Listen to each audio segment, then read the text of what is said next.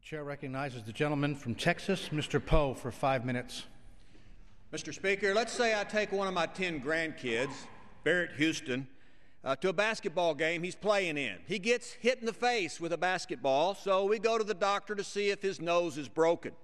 The doctor asks Barrett Houston this question: is this the first time you've been hit in the face with a basketball, the second time, or have you have a habit of being hit in the face by a basketball?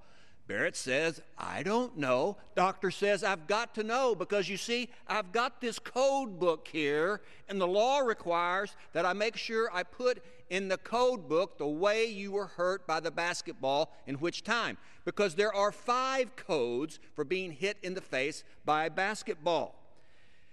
And let's say he doesn't know. Well, the doctor has to be accurate in how he diagnoses being hit in the face by the basketball, or the doctor's in trouble.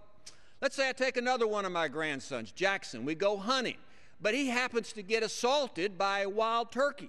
We go to the doctor, and the doctor says, hey, I got to know exactly how you were hurt by that by that turkey, because there is a code for being assaulted by a turkey for the first time.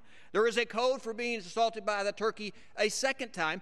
There are 9 codes. The doctor must get the right code, or he's in violation of the law about being assaulted by the turkey.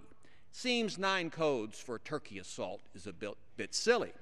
Right now, Mr. Speaker, there are 18,000 of these codes.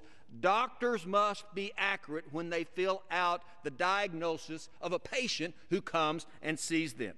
Stay with me, Mr. Speaker. Soon, there will be 140,000 of these medical codes that doctors must get right, or they're in trouble by the federal government. The new code system is called ICD-10.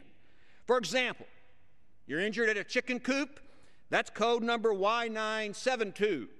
You're injured at an art gallery, you fall down, that's Y92250. There are even 3 new codes for being injured when you walk into a lamppost.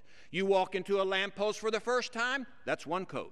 You walk into a lamppost for the second time, oh, that's a different code. You walk into a lamppost habitually, yet that is even a different code, and the doctor must get it right because he's in violation of federal regulators if he doesn't get it right. The doctors I talk to say this is an expensive distraction from treating patients. Well, no kidding. It's red tape, it's bureaucracy, and this is what happens when clueless big government here in Washington starts telling people out in the workplace, doctors and patients, what they must do, and when government intrudes into our lives with more regulations. Government continues to make things more complicated. Doctors, you know, we're really in the business of helping the sick and the injured and saving lives.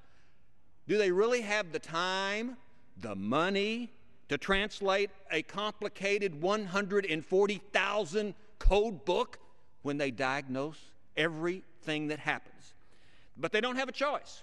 If they miscode, they do not get paid. Even more so, they face the threat of being fined by the federal government. There's more. To set up this new 140,000 code philosophy, it's going to cost an average single practitioner doctor $80,000. Now, isn't that lovely? It's a practice of 5 to 10 people. That's going to cost that practice $250,000 to comply with federal regulations, the new code book.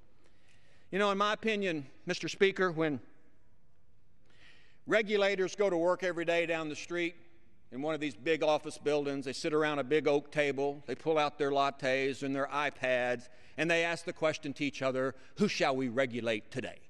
And they type out a few regulations, they send it out to the fruited plain and the masses. They don't care about the cost or the effect or whether the regulations make any sense, they just do it anyway. And we have to deal with this.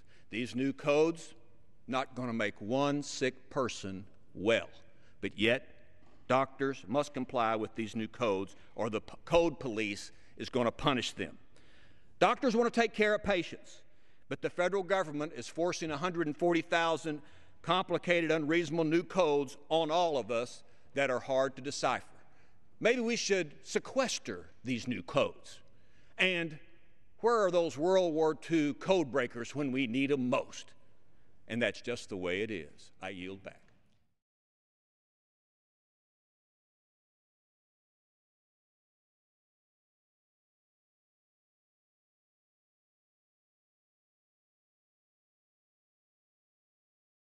This has been a Sunfish production.